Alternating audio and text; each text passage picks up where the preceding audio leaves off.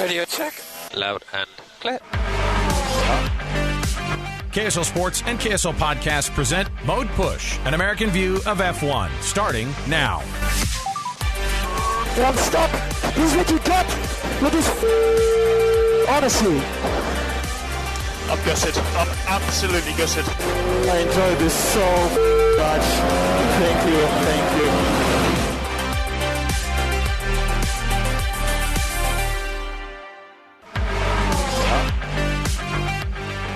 All right, everybody, welcome back. It's another edition of Mode Push, an American view of F1.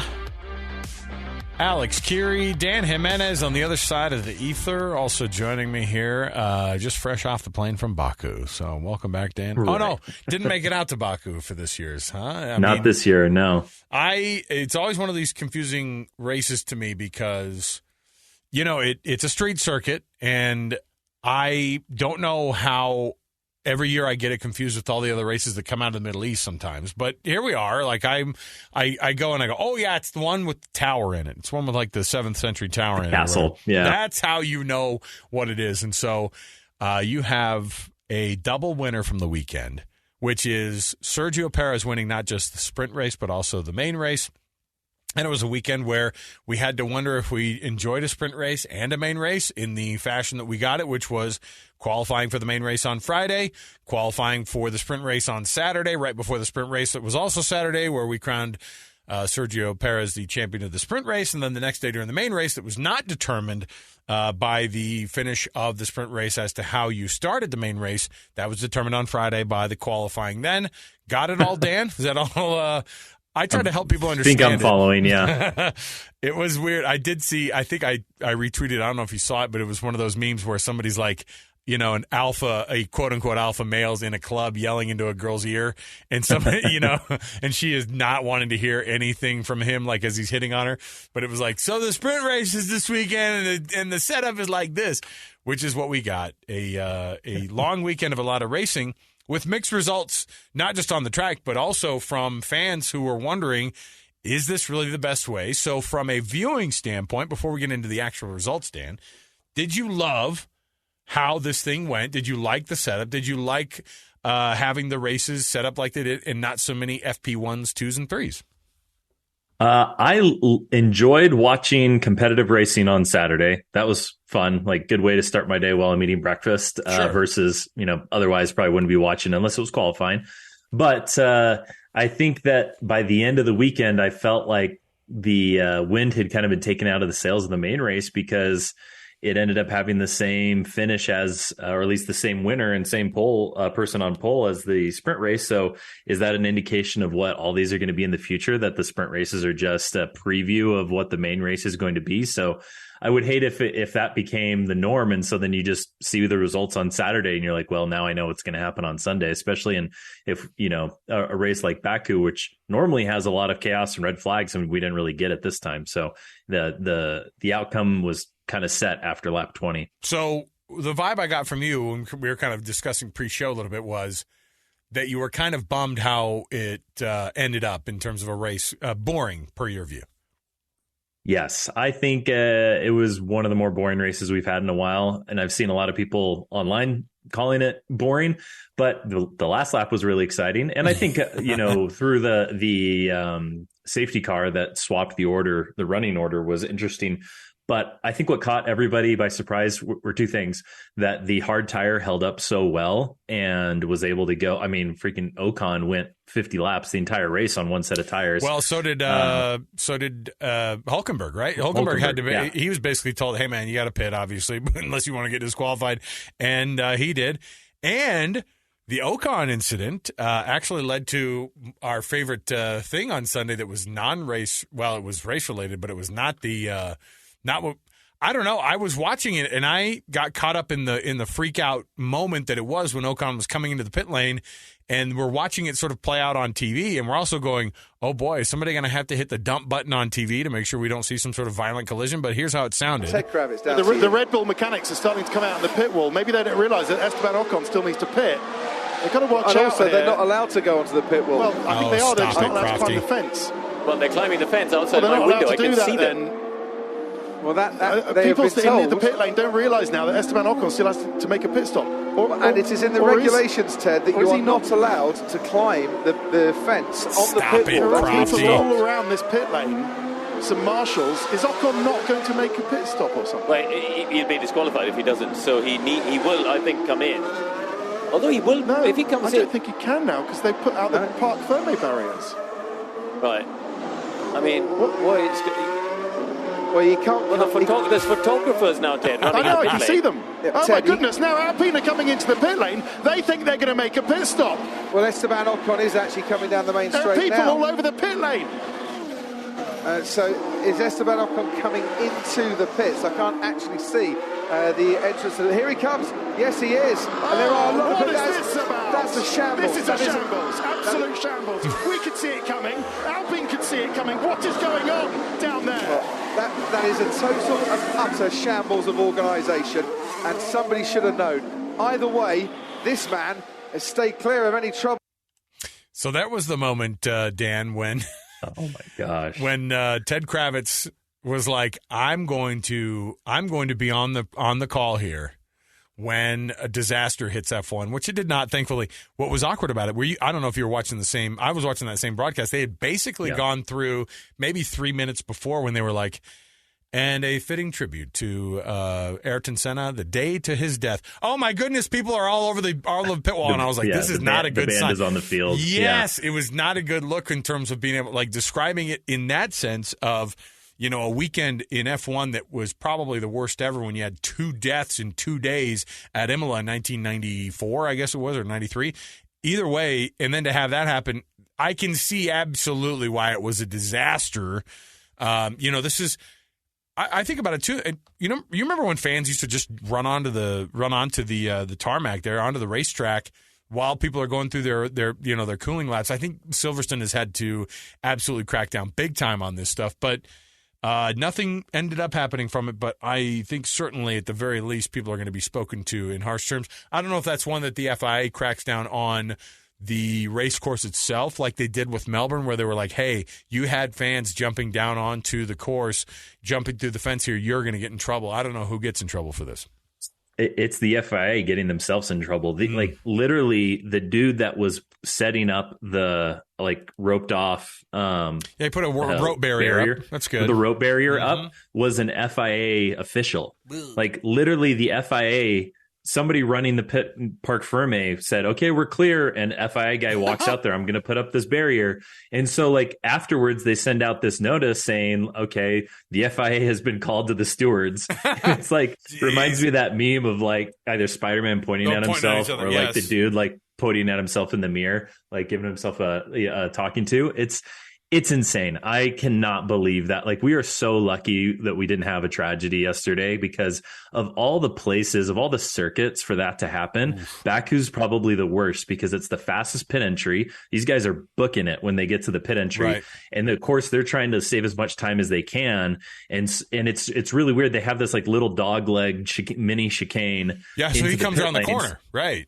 Yeah, so that keeps him from just from somebody barreling in with no brakes, right? But it makes the corner completely blind. So he comes around the corner still doing 40 miles an hour, which is the pit lane speed limit, right?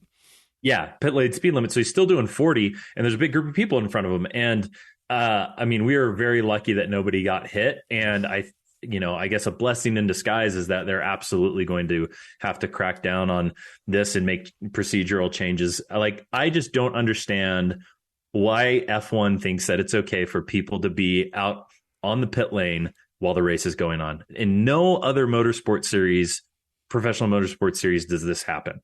They are so liberal with who they let onto the pit lane. And then, you mentioned it, fans onto the track and stuff, that I created this culture of I don't know, way too much permissive,ness, I think, for the sake of safety.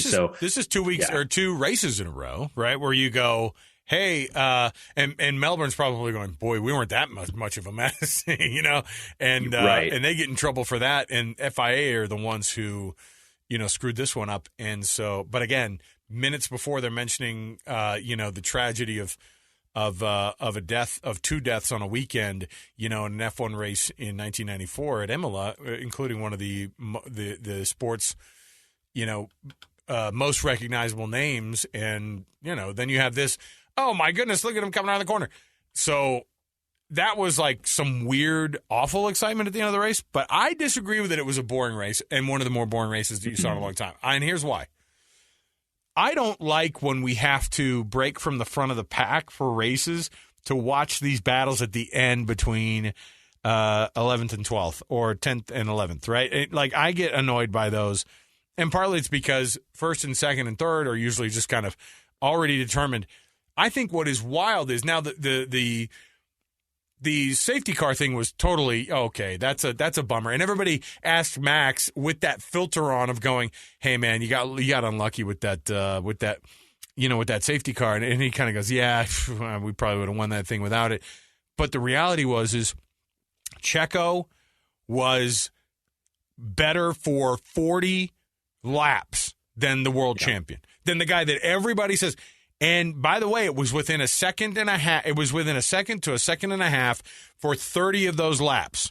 And then it ended up kind of being even more at the end there when they sort of said, "Hey, Max, you don't have to. Let's not kill it here. You're probably not going to catch up here." And he didn't. He did not close the gap. I thought this was the best win for Checo in his career. I think it was the best. Like, hey, on merit, you freaking raced the heck out of this thing, because it was not like with 8 laps left. This was the majority of the race. He held off Max Verstappen, who everybody just kind of gives the automatic win to most of the time. And I think that the way that they've described this Red Bull car and Max driving it has always been, well, he'll run anybody down, including his teammate, who is obviously inferior to him, but is pretty good on the street tracks. Like, I hate that explanation. Well, Baku's a street track, and that's why Checo won. I know that he's better at it at those tracks, but I think that there was tons of credit to Checo. Not that that's being taken away from him, but I do think that people sort of explained away with the safety car, at the time of the race that it happened. He had 40-plus laps to run down his teammate, and he did not freaking do it. And it wasn't because there was a hole in the side pod like there was during the sprint race. Yeah. I am 100% with you on Checo won that race on merit, even if the safety car thing hadn't played out like it did and he started second or third on the restart. I still think Checo would have won that race. And so, credit where credit is due. And I think this title fight is wide open between him and 6 points, Max. man. I love it. And I guess that's one positive to the sprint race, was that was an opportunity for him to gain another 2 points on the leader, So if you do have somebody who's surging or maybe on a bit of a roll, with some momentum, maybe these sprint races are good opportunities for people to capture a few more points than they normally would. So I'm excited because I think that Sergio is going to make this very close and a pretty exciting season all the way to the end. It's really going to be a question of consistency and avoiding like the big DNFs, right? Because otherwise those guys are fast enough to be on the podium just trading first and second every race. So I think Sergio is definitely a title contender. I wish the race, I think the other thing I was going to mention is that I wish the DRS zone had not been shortened. They shortened it by 100 meters this year. And what you ended up having was these DRS trains where everybody get like stacked up behind Nico Hülkenberg because his tires weren't really falling off like you think they would. But, he was staying just quick enough to be able to fend off anybody trying to make a move in that short DRS zone. If it had been like it was last year and previous years, I think people would have gotten around those slower or those cars that had stayed out on tires a little bit longer, and maybe we'd had seen a bit more passing. So I think, I not my favorite race, but I think Sergio just planted a flag in the ground and said, I'm seriously, a championship contender that everyone needs to look out for. I was looking at this. I was reading the actual report, by the way, at the Grand Prix by the FIA. So the stewards are like, okay, the race stewards have heard from FIA representatives and determined that the relevant representatives took steps to set up Parc Fermé in the area. It was also permitted that media and personnel could gather in the start of the pit lane while the last lap of the race was happening. They go through this whole explanation. Do they get hit with a fine?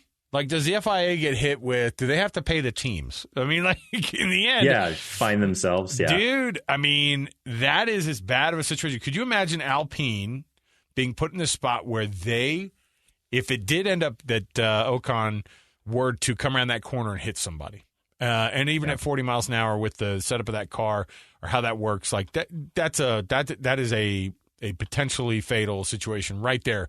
And and on top of it, and then that's on the FIA, but then the people who are like, oh, what happened? Well, that French team ran over that guy, and it's just.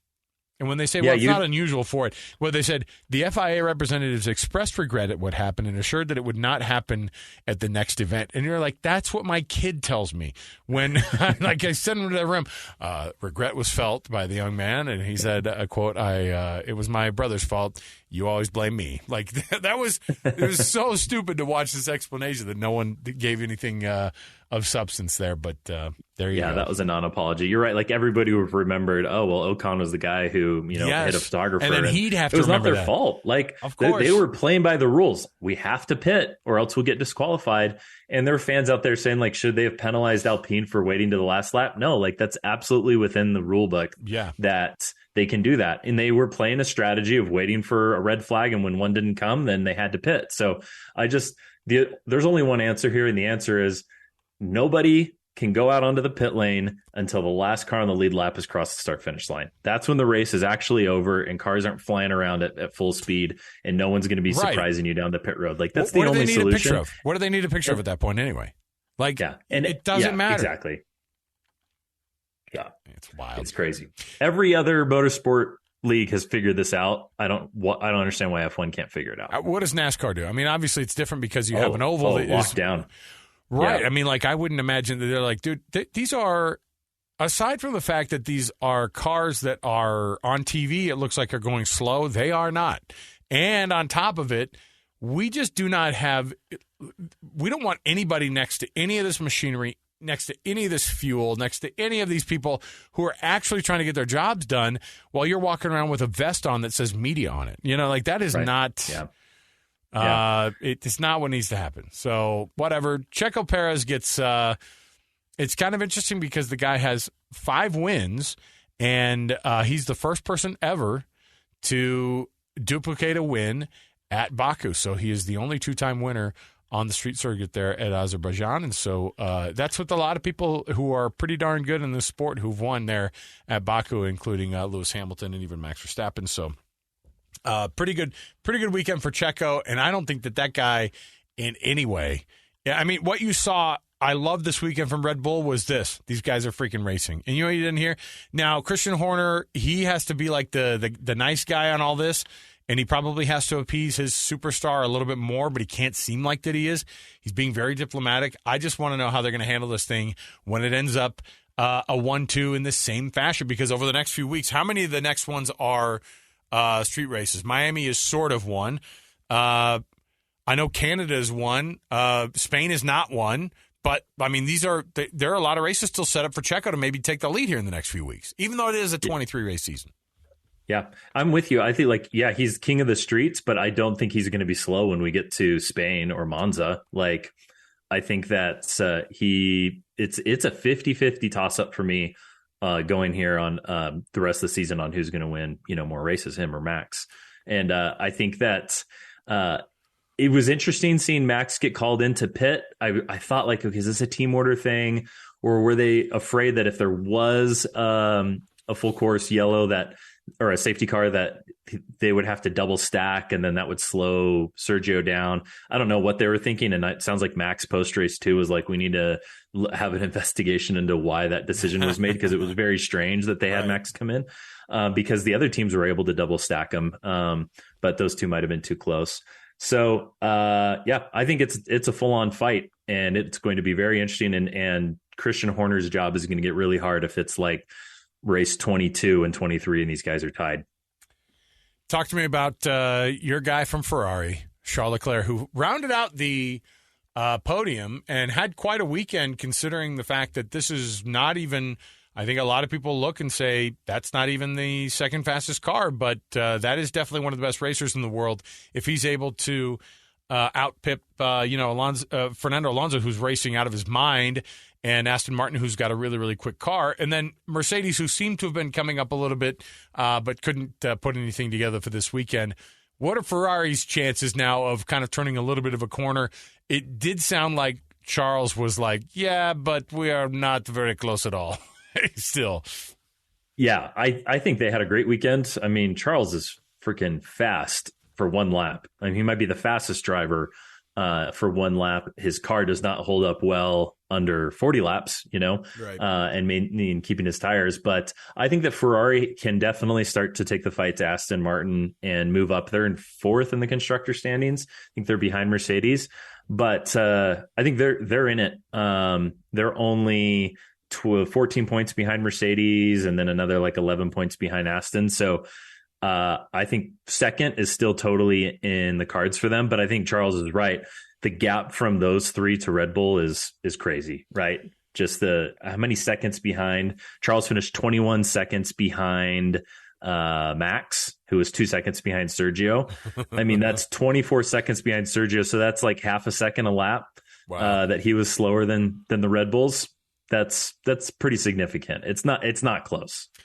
Well, the rest of the field, any surprises from this weekend? Who did surprise you in terms of a team or a racer? Or did we just kind of get kind of a rubber stamp finish of kind of what we were expecting out of these teams? I think McLaren showed more speed than they have all season, and they got some points with Lando in 9th and Piastri just outside of the points in 11th. So I think this was definitely their best race. They, I think, had the longest list of upgrades of any team this last weekend of who brought new upgrades to the race. And I think that those really played out well. They might be specific to Baku and being a low drag circuit or a low downforce circuit. Right. So we'll see if that carries over into Miami. But I think that was a positive move for them. They're like, them and Alpine, they're within like 4 points of each other in the constructors. I mean, Alpine surprised to the downside. They had a terrible weekend. Like, can't remember how many times Pierre Gasly's car like caught on fire or like was wrecked. It was really bad. Yeah. So I think Alpine, they're just not good. And Yuki Tsunoda, another point. He's outraced. I think he's getting more out of that car that's actually in there. And Nick DeVries is not good. Ooh, boy. He's not having a good season. I think he's the worst of the drivers, of the rookies at least. It's been a surprise that Logan Sargent has been. I mean, that Williams didn't have a fantastic car this weekend, but both he and Alex Albon kind of hung in there, and then the fact that he can stay kind of close to Albon is quite interesting. I think he's kind of finding himself. That is a really hard course to be like, hey man, welcome to your rookie season. Here's Baku, like, try to keep it out of the wall. And that's hard for the vets. I mean, so, I guess, for people who are kind of waiting for that American driver to get his breakout, hasn't really happened yet. But, I think he's doing as well as you could do in that car for a rookie and kind of trying to stick a little bit with his teammate. I thought he had a decent weekend. Yeah, I think he has yet to put a whole weekend together, but I think he's shown those flashes of greatness. Like, he's fast. Like he can drive that car to its limit. And, but like, he just kind of, something happens, it gets in his way. Like there's Saudi Arabia, he like clipped the out of bounds line and he would have made it into Q2, but his time was disqualified. He got into Q2 of, I guess of the main race and then wrecked right at the end of Q3. So no, that was the sprint race. He got into Q2 of the sprint race, but then he couldn't even race in the sprint race because he had just wrecked his car. Sure. So he's fast. He just needs more consistency and maybe a stroke of luck, and I bet he could finish in the points. The quietest fifth place ever by Carlos Sainz as well, who had a decent weekend, but you just didn't see anything out of him. Seemed like on restarts and at the front of the race, he got kind of passed up. And Fernando Alonso with a disappointing fourth place because we were so used to seeing him on podium, but he's maintaining that third place in the individual results there, and then still keeping Aston Martin in that second place. Lance Stroll, I think people are like, for as much as we kind of cheered him on at the beginning, he had enough mistakes this weekend. You tell me, Dan. There were enough mistakes this weekend that you went, yeah, he still gets this reputation of always being the second guy. You would be behind Fernando Alonso, but also it seems like Lance Stroll just makes a couple of extra mistakes that others wouldn't necessarily. Yeah, he needs to pick it up. I mean, it's not like he's going to lose his job, but I think the average F1 driver this year would be getting more out of the car than he is. And I agree. He should be pushing it to. I mean, where is he in the driver's standings? Let me see here. Eighth. He's eighth. Yeah. So I mean, if Aston is really the number 2 team, which I still think they are, like he should be pushing into 6th, 5th, 4th on points. Well, his teammates in second, and so you just kind of go. You should be within 1, maybe 2 places there. If we're talking about the same car on equal footing, and you're not. Hey, my MVPs from the weekend. And my anti-MVP. Here's my MVP. Yuki Tsunoda in the points for the 2nd week in a row. Good job, Yuki. That's a guy who's improved a ton. We talked about it a little bit, I think, earlier this week. And a couple, I know it's 2 10th places in a row, but it's a guy who is in a car that is about that good, and you finish right behind Lando Norris and single-digit seconds behind George Russell, who is my anti-MVP of the weekend. George had a crap weekend. I mean, aside from the part where he's arguing with Max on, at the end of the sprint race, and that doesn't look good. And both parties looked kind of stupid on that whole thing. But George did not have a good weekend, and I know that he blames himself a lot for it too, but I think he's a guy who, you got to be a little bit above reproach with this stuff, and you got to take all the responsibility here. And George having a bad weekend in 8th place in the main race. Yeah, that was not a great weekend for him. The whole Max issue on the start of the sprint race, I'm with you. I think neither party looks great coming out of it. I think George didn't realize how hard he actually had hit him in the moment. But then also, if you're Max, that was a very risky move for him to not back out of it in that corner. And again, I think Max, you're the championship leader. You got to stay above it. It came across as a little whiny to me from Max's angle. Because Max has never been that type. I think he's always kept his nose clean and very quiet on those types of issues. Speaking of whining, since we're on the subject, Toto Wolff this weekend, my favorite headline from the weekend. Did you see this? Toto Wolff tells Formula One officials, you need to act to prevent such a quote, boring race like the Azerbaijan Grand Prix. This is a guy who gave us 7 straight years, Dan, of boring freaking 1-2s. Am I wrong? Am I over characteristic? Am I throwing him? I don't know, because is it that much worse now? Is Red Bull that much more dominant than, let's say, that Mercedes was in that 2018, 2019 type of stretch where it was Valtteri or Lewis, and most of the time Lewis every weekend? No, it was just as Mercedes was just as dominant back then as Red Bull is right now. So Toto has no leg to stand on in this argument. So it's hilarious that he's the one fighting for it. And I think as the quote goes on, he talks about more long-term solutions. What do we do with I think he's pushing. Toto always does this. He's always trying to work through the media, gain momentum on regulation changes rather than just hampering or handicapping Red Bull. Let's make a regulation change that might mix things up. And I think the thing with the regulation change is that last year we made these changes to have these cars be able to race closer and follow better and pass more. But then with the ground effect cars and being able to, create downforce without creating a bunch of aero wash off the back of the car. Anyways, so then we get into last year and the porpoising thing becomes an issue and Mercedes can't figure it out. So he lobbies to get the regulation change to heighten the cars so that the porpoising goes away. But now we're back to where we started, right, where cars can't pass each other. They can't follow very closely because all the downforce goes away because the car's higher in the air. So it's we've just kind of done this 360 back to where we started. And I think that the regulation changes, I will be surprised if we get to 2026 without another significant change in the regulations. I know that's the year that comes with a lot of changes to the power units and the fuel type and all that, but I could see 2026 being another year like 2022 was, right, where we changed the car. If I were king of the world, I would shorten the wheelbase. I'd make these cars shorter. I'd make them less wide, and I'd take air downforce away. And I think that would solve a lot of stuff, but that's not my job. It is not your job, Dan. How dare you? My heavens. Of course, here's what we're waiting for the next couple weeks. Oh, yeah. I know this is where you're going to be, is in the club where the heat is on in Miami, Dan. So very excited about it. I'll be sunbathing out there on the state marina. I forgot Rosario Dawson is heavily featured in this Will Smith video. So well done by Will Smith.